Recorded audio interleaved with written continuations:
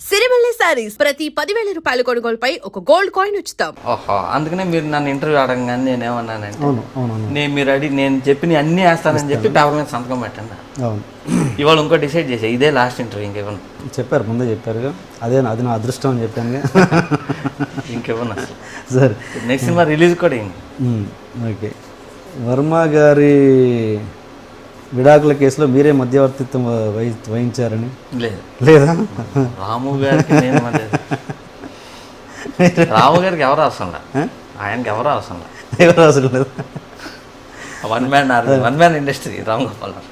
అంటే మీరంటే మీరు ఆయన బాగోలు చేసి మీ ఫ్యామిలీ మెంబర్ ఆయన మరీ దగ్గర వ్యక్తి కదా మీరు రామ్ గోపాల్ వర్మ గారికి. కానీ మనం రామ్ గోపాల్ వర్మ గారికి ఏ విషయంలో ఎవడ అవసరం లేదా? మహామేధావి కదా, మేమంతా నథింగ్. ఓకే. ఇప్పుడు మిమ్మల్ని అందరూ ఈ క్వశ్చన్ అడిగి ఉంటారు సార్. లెక్చర్ మామూలుగా మీ ప్రతి సినిమాలో లెక్చరర్ కాదు, అది నువ్వు నేను నుంచి అనుకుంటాను, సుబ్రహ్మణ్యం గారు లెక్చరర్ మీద జోకులు ఎక్కువ అయిపోయాయి. అంటే అంతకుముందు ఉన్న 11 కాదు, ఈవి సత్యనారాయణ గారు ఆ సినిమాలో చేశారు. మీ సినిమా నుంచి కొంచెం ఇంకా అది మీరు సక్సెస్లో ఉన్నారు కాబట్టి అది ఇంకా ఎక్కువ హైలైట్ అయిపోయాయి అన్నది ఒకటి. అది బయట వాళ్ళు అపోదు, నాది కాదు, బయట జనాల నుంచి. అంటే ఏంటి అంటే మీరు ఎక్కువగా చదువుకోకపోవడం వల్ల గురువును అలా ఇది చేయడమా? అంటే మనం సొసైటీలో అనుకుంటాం కదా, అమ్మ నాన్న గురువు, తర్వాత గురువు అనుకుంటాం కదా. మనం అమ్మ నాన్న మీద ఎలాగో జోకులు వేయం కదా, గురువు మీద కూడా వేయొద్దు కదా. అంటే అలాంటి వాళ్ళని ఎందుకు అలా మీరు బఫూన్ లాగా చూపిస్తారు అన్నది ఒక చిన్న అపవాదు సొసైటీలో ప్రేక్షకుల నుంచి. అలా పెద్ద లెక్కే. అంటే నేను లెక్చరర్ దగ్గరికి వెళ్ళలేదు కాబట్టి, కాలేజీకి వెళ్ళా కాబట్టి లెక్చరర్ వాల్యూ తెలియదు, అలా కాదు. కానండి, ఇప్పుడు సొసైటీలో అన్ని రకాల వాళ్ళు ఉంటారు. మీరు గ్యారంటీ ఇస్తారా అందరు లెక్చరర్లు మంచోళ్ళే, నిజాయితీ పరులే అని? ఇవ్వలేము. కొంతమంది రాంగ్ వాళ్ళు ఉంటారు కదా, నేను వాళ్ళ మీద తీసాను. ఓకే. అలా అని చెప్పేసి ఇప్పుడు మనం కూతురుతో అసభ్యంగా ప్రవర్తించే తండ్రులు కూడా ఉన్నారు సొసైటీ. అలాంటి వాళ్ళని ప్రొజెక్ట్ చేయలేం కదా మనం స్క్రీన్ మీద. ప్రొజెక్ట్ చేయాలిగా, పబ్లిక్కి తెలియాలి కదా, ఇట్లా అసభ్యంగా బిహేవ్ చేసే వాళ్ళు ఉంటారు. అలా ఇప్పటివరకు చేయలేదు. ఎందుకు చేయలేదంటే అలాంటి బయటికి రాకపోవడం ఉత్తమం అన్నది వాళ్ళ ఫీలింగ్. అందుకని కాదు, మనం మామూలుగా నిజాలని ఇష్టం ఉండదు. కొన్ని నిజాలు ఏమవుద్ది, నచ్చకపోతే ఇటు తిప్పేస్తుంటాం. అలా తప్పటం వల్ల నిజం అబద్ధం అవుతుంది, అబద్ధాలు నిజం అవ్వవు. ఓకే. మనం ఇండియన్ సొసైటీలో చాలా వరకు ఏంటంటే వాస్తవాల నుంచి ముఖం పక్కన తిప్పేసుకుంటుంటాం, ఇలా పెట్టుకుని వెళ్ళిపోతుంటాం. కళ్ళు తెరిస్తే బెటర్ కదా, కళ్ళు తెరిచి చూడండి, జరుగుతున్నాయి, చాలా వాస్తవాలు జరుగుతున్నాయి. ఇప్పుడు నిజం, మన చిత్రం అనే సినిమా తీశారు, 16-17 ఏళ్ళకి అమ్మాయి ప్రెగ్నెంట్ అవుతుంది. ఇదేంటి ఇలా ఎందుకు తీసావు, ఇటువంటి సినిమాలు ఏంటని చాలామంది కేసులు కూడా వేస్తున్నారు. నా మీద, రామోజీరావు గారి మీద కేసులు వేస్తున్నారు. నేను కొత్తగా తీలా, సినిమా స్క్రీన్ మీద కొత్తది, కానీ చాలా వరకు ఇంతకుముందు జరిగినాయి. 16-17 ఏళ్ళకి ప్రెగ్నెంట్ అయినా 100 మంది ఉన్నారు. కాకపోతే మన పక్క తిప్పేస్తుంటాం, చూడం. స్క్రీన్ మీద పెట్టేటప్పటికి అది పెద్ద హిట్ అయిపోయింది సినిమా. చాలా వాస్తవాలు ఇట్లా రాకుండా పాత కథలే తీస్తున్నాం. కానీ అలా రావడం ఎంతవరకు కరెక్ట్ అంటారు? ఇప్పుడు నేను చెప్పిన సబ్జెక్ట్ అనుకోండి, కూతురుతో అసభ్యంగా ప్రవర్తించే తండ్రి అని చెప్పేసి మనం సినిమా తీసాం అనుకుంటాం. మొన్న ఈ మధ్యన ఒక కార్పొరేట్ స్కూల్లో ప్రిన్సిపాల్ గారే ఒక అమ్మాయిని వీడియోలు తీసేయటం, అతను బర్తరఫ్ చేశారు, జైల్లో పెట్టారు. ఓకే. వాస్తవమే కదా, ఇట్లా జరుగుద్ది అని తెలిస్తే పేరెంట్స్ అవేర్ అవుతారు, ఇలా జరుగుద్ది అని. ఓకే. అయ్యి స్కూల్కి వెళ్ళినా ఎక్కడికి వెళ్ళినా మొత్తం గుడ్డిగా మరి మీరు అన్నారు కదా, తల్లి తండ్రి గురువే దైవం అని. మరి గురువే అట్లా చేసాడుగా, రేపు మేము తీసామనుకోండి ఇట్లా చేశాడని మీరే ఒప్పుకోరు. ఇప్పుడు క్రిటిసైజ్ చేసేవాళ్ళు. సినిమాల్లో కాదండి, బయట సమాజంలో బోల్డ్ జరుగుతున్నాయి. అవి క్వశ్చన్ చేయండి, మాట్లాడితే సినిమా మీదకి వస్తారు అందరూ. ధైర్యం సినిమాకి సుధాకర్ రెడ్డి గారు ప్రొడ్యూసరు. అది ఆ సినిమా మధ్య నడుస్తుండగానే తను పర్సనల్గా వెళ్ళి ఎడిటింగ్ చేశారు, ఏదో సంథింగ్ జరిగింది. అంటే అప్పటికే మీరు ఒక సక్సెస్లో ఉన్న డైరెక్టర్, అంత సక్సెస్లో ఉన్న డైరెక్టర్ సినిమాకి మధ్యలో వేలు పెట్టి ఎడిట్ చేసేంత ధైర్యం ఒక ప్రొడ్యూసర్కి వచ్చిందంటే, మీలాంటి డైరెక్టర్కి ఎలా జరిగిందంటే, కొత్త డైరెక్టర్ల పరిస్థితి ఏంటి అసలు? అప్పుడు జరిగింది ఏంటి అసలు? అంటే వాళ్ళు మాకు ఇలా కాదు, అలా కావాలి, అలా కాదు, ఇలా కావాలి అంటా ఉంటే, సరే మీకు ఏం కావాలో చేసుకోండి అని చెప్పి వదిలేసేది. అంటే సుధాకర్ రెడ్డి గారితో మీ ఫస్ట్ మూవీ కదా అంటే అది? సుధాకర్ రెడ్డి గారితో మాకు పరిచయం ఎక్కడండి, నువ్వు నేను ఆయనే డిస్ట్రిబ్యూటర్. ఆ ప్రొడ్యూసర్గా ఫస్ట్ సినిమా కదా ధైర్యం. ఆయన ఏషియన్ ఎంటర్టైన్మెంట్ అని. అంటే నేను ఏంటంటే అంత వాళ్ళ అబ్బాయిని ఇంట్రొడ్యూస్ చేశారు, ఒక హిట్ సినిమా డిస్ట్రిబ్యూషన్.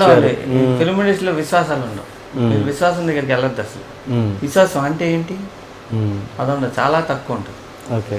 కొంతమందికి మంచి మనుషులు ఉంటారు కదా, వాళ్ళకే విశ్వాసం ఉంటుంది. ఓకే. మీరు అది మర్చిపోండి, విశ్వాసం అనేది లేదు ఇండస్ట్రీ.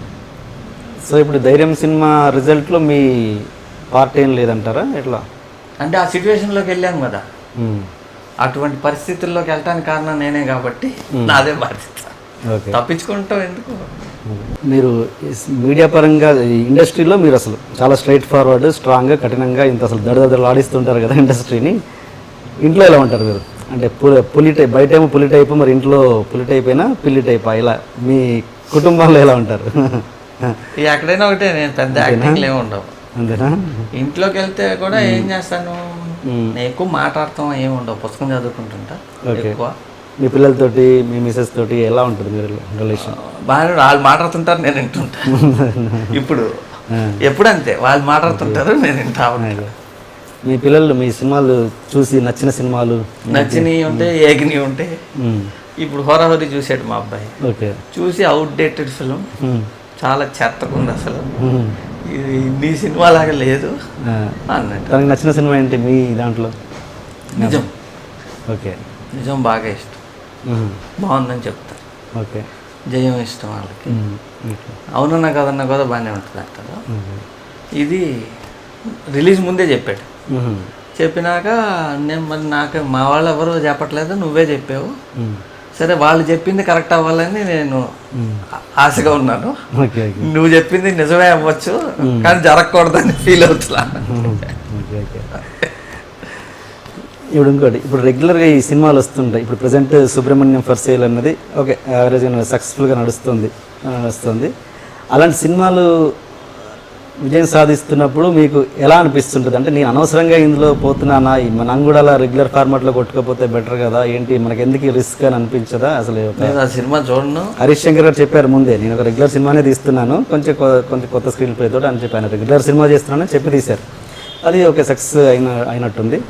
మీరు అంటే అలా సినిమాలు చూస్తున్నప్పుడు మీకు ఏమనిపిస్తుంది? చూడడం మీన్స్ అలాంటి సినిమాల రిజల్ట్ తెలిసినప్పుడు మీకు ఏమనిపిస్తుంది? అరే మనం ఇంత కష్టపడడం అవసరం ఏమనిపించదు, రియాక్షన్ ఉండదు, నేను చూడను ఆ సినిమా. మనం కూడా మూసలోకి వెళ్తే అయిపోద్ది కదా, ఎందుకు ఈ రిస్క్, అలా ఏమనిపించదు మీకు అసలు? నెక్స్ట్ ప్రాజెక్ట్ మీరు ఏదో సైన్స్ ఫిక్షన్ తీసుకున్నాను, అదేంటి బడ్జెట్ కూడా భారీ బడ్జెట్, 70 కోట్లు అట్ట అవుద్ది. ఇంక ఈ మామూలుగా తీసి తేజ గారి మీద 70 కోట్లు వర్కౌట్ అవుద్ది అంటారా? మంచి మీద ఇస్తే ఆడుద్ది. కొత్తలను పెట్టి రిస్కులు చేసి, అంటే హీరో స్ట్రైట్ కమర్షియల్ హీరో వెళ్తున్నారు. కమర్షియల్ హీరో మరి చేయరుగా ఎవరు. నాకు చూద్దాం, ఉండేవాళ్ళు ఎవడైనా డల్ పీరియడ్లో ఉంటే చేస్తాడేమో, హిట్లో ఉండేవాడు ఎవడో చేయడు కదా నాతో. కాబట్టి చూసి మరి అలాంటి వాళ్ళ మీద అంత అంటే బైలింగల్ ఏమైనా చేస్తున్నారు? లేదండి, తెలుగే తీస్తాను. 80 crores 70 crores. రాజశేఖర్ గారు ఏదో ప్లాన్లో, రాజశేఖర్ గారితో కూడా చేయాలి ఫస్ట్ నుంచి, చాలా రోజులుగా ఉంది ప్లానింగ్, చేస్తాను. ఇంకోటి జీవిత గారు మీ క్లాస్మేట్ అనేది విన్నాను, నర్సరీ నుంచి క్లాస్మేట్, 4వ క్లాస్ దాకా. ఎంతవరకు చదువుతున్నారు మీరు? ఇంతకు చాలా చదివాను. జీవితాన్ని కాదు, పుస్తకాల మీద చదివారండి. పుస్తకాల నుంచి పుస్తకాలు కాదు. నన్ను చూస్తే పెద్ద గ్రాడ్యుయేషన్ అది ఇది చేసి వచ్చాను అనుకుంటారు, కానీ అంత. అది ఎంత చదివారు చెప్పండి, పర్లేదు. నేను 1వ క్లాస్ చదివా, 2nd చదవాల, 3rd చదివా, 4th చదివా, 5th 6th చదవాల, డైరెక్ట్ 7th చేయాలి. దాని తర్వాత చాలా రోజులు మానేశాను, 10th రాయడానికి ట్రై చేశాను, ఏదో చేసా గందరగోళం. సో 10th లోపే. మరి అంత మీరు చూస్తుంటేనేమో అన్ని పెద్ద పెద్ద ఇంగ్లీష్ బుక్స్ చదువుతుంటారు. మరి ఫస్ట్ చదివేవాడిని కాదు, ఇంగ్లీష్ కాదు, నేను ఓన్లీ కామిక్స్ చదివేవాడిని, మికీ మౌస్లు ఇవి చదివేవాడిని. ఇంగ్లీష్ మీడియమే చదువుకుంది మెడ్రాస్లో. రామ్ గోపాల్ వర్మ గారితో కలిసినాక, నువ్వు వరల్డ్లో ఉన్న గొప్ప పుస్తకాలన్నీ ఇంగ్లీష్లో ఉంటాయి, నువ్వు ఇంగ్లీష్ చదువు, నాలెడ్జ్ పెరుగుతుంది అని చెప్పి గాడ్ ఫాదర్ బుక్ ఇచ్చాడు. అది చదివా. ఫస్ట్ టైం అర్థం కాల, 2nd, 3rd టైంకి అర్థమైంది. అక్కడ నుంచి ఇంకా బాగా చదవటం మొదలెట్టు. చదివి సినిమా శివ స్టార్ట్ అయ్యేటప్పటికే ఫుల్ చదివేసా. ఇప్పటికి ఒక చదువుంటావు, ఒక 20,000 పుస్తకాలు చదువుంటా, రోజు అవుతా. మీకు ఇండస్ట్రీలో అత్యంత సన్నిహితమైన వ్యక్తి ఎవరైనా ఉన్నారా? అంటే కష్టాలైనా నష్టాలైనా తేజ మనోడు అని భుజం మీద చేసే వ్యక్తి ఎవరైనా ఉన్నారా? ఫ్లాప్స్లలో, హిట్స్లలో అట్లా ఎప్పుడు ఎవరు లేరండి. ఎవరు మనిషి అన్నాక ఒక వ్యక్తి, సన్నిహిత వ్యక్తి ఒకరు ఉంటారుగా, ఎవరో ఒకరు ఉంటారుగా. నేను ఆ టైప్ కాదు అసలు, అంటే ప్రాబ్లం వచ్చినా ఎవరిని వెళ్ళి అడగను, హెల్ప్ అడగను, ఏం అడగను. ఓకే. అంటే బాగా క్లోజ్ అని అంటే కొంచెం సమీర్ రెడ్డి, మా అసిస్టెంట్స్లో ఓకే. కొంతమంది ఉన్నారులేండి, 2-3 ఉంటారు. మీరు అట్లా గబుక్కని అడిగితే ఎవరు అట్లా లెక్కేసుకోవాలి. ధర్మవరం సుబ్రహ్మణ్యం గారు కూడా. సుబ్రహ్మణ్యం గారు బాగా బాగా క్లోజ్ ఉండేవారు. ఓకే. ఇంకా మీకు అంటే మీ శిష్యులలో బెస్ట్ శిష్యుడు ఎవరు మీకు? మీకు మీ అంటే ఉన్న వాళ్ళలో డైరెక్టర్ అని కాదు, కెమెరా అసిస్టెంట్ అయ్యొచ్చు, లేదా ఇప్పుడున్న వాళ్ళలో బెస్ట్ కెమెరామెన్ మీ శిష్యులలో? ఒకళ్ళ పేరు చెప్పాను అనుకోండి, మిగతా వాళ్ళు ఫీల్ అవుతారు కదా, న్యాయం కాదు కదా. అంతేనా? సమీర్ రెడ్డి గారు అని ఇండస్ట్రీగా చెప్పారు నాకు. సమీర్ ఏంటంటే రెగ్యులర్గా ఇంటికి వస్తుంటాడు, మా మా వైఫ్తో కూడా బాగా క్లోజ్ అనమాట. ఓకే. ఓకే. అప్పుడు షూటింగ్ జరిగేటప్పుడు కెమెరామెన్ ఉన్నప్పుడు నేను తిట్టేవాడిని. తిట్టంగానే ఇంటికి వస్తే మా వైఫ్ ఎందుకు సమీర్ ఎందుకు తిట్టేవాడిని అప్పుడే. అలా అన్నమాట. అవును. ఇప్పుడు ఇంకోటి కెమెరామెన్ డైరెక్షన్ చేసి చాలా మంది ఫెయిల్ అయిపోయారు. రాజీవ్ మెనన్, సంతోష్ శివన్ ఇలాంటి వాళ్ళు. దానికి మెయిన్ రీజన్ ఏమై ఉంటుందండి? అంటే ఏంటి అసలు దానికి? అంటే ఒక్కొక్క వ్యక్తిని బట్టి ఉంటుందండి. ఇప్పుడు కొంతమంది 2 హ్యాండిల్ చేయలేరు, కెమెరా డైరెక్షన్ 2 హ్యాండిల్ చేయలేరు. కొంతమంది 2 హ్యాండిల్ చేయగలరు. నేను 2 హ్యాండిల్ చేయలేను, ఓన్లీ డైరెక్షన్ తప్ప ఇంకేమీ చేయలేను. సో వేరే కెమెరామెన్ పెట్టుకునేవాడిని. ఇప్పుడు సంతోష్ శివన్ గారు కానీ, పిసి శ్రీరామ్ గారు, రాజీవ్ మేనన్ వీళ్ళందరూ కెమెరా డైరెక్షన్ చేసినప్పుడు ఫెయిల్ అయ్యారు.